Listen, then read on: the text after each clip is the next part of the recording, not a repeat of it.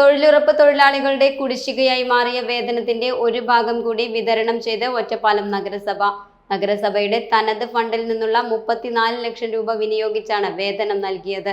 ഓണം പ്രമാണിച്ചായിരുന്നു വിതരണം. 600ഓളം തൊഴിലാളികൾക്ക് ഒരു വർഷത്തെ വേതനമാണ് കുടിശ്ശിക. ഓണക്കാലത്ത് വേതനം അനുവദിക്കണമെന്നാവശ്യപ്പെട്ട് ചില വാർഡുകളിലെ തൊഴിലാളികൾ 2 ആഴ്ച മുൻപ് നഗരസഭാ സെക്രട്ടറിയെ സമീപിച്ചിരുന്നു.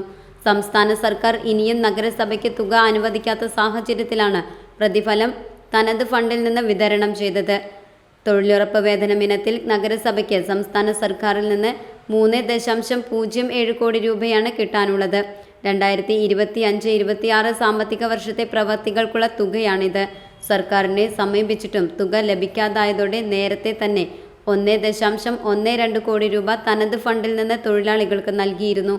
സർക്കാർ ഫണ്ട് എത്തുമ്പോൾ ആ തുക തനത് ഫണ്ടിലേക്ക് മാറ്റാമെന്നാണ് ലക്ഷ്യം. പിന്നെയും കാലതാമസം നേരിട്ടതോടെയാണ് ഓണം മുൻനിർത്തി കഴിഞ്ഞ ദിവസം 36 ലക്ഷം കൂടി വിതരണം ചെയ്തത്. സാമ്പത്തിക പ്രതിസന്ധിക്ക് പിന്നാലെ നഗരസഭയിലെ തൊഴിലുറപ്പ് പണികൾ നിലച്ച നിലയിലാണ്.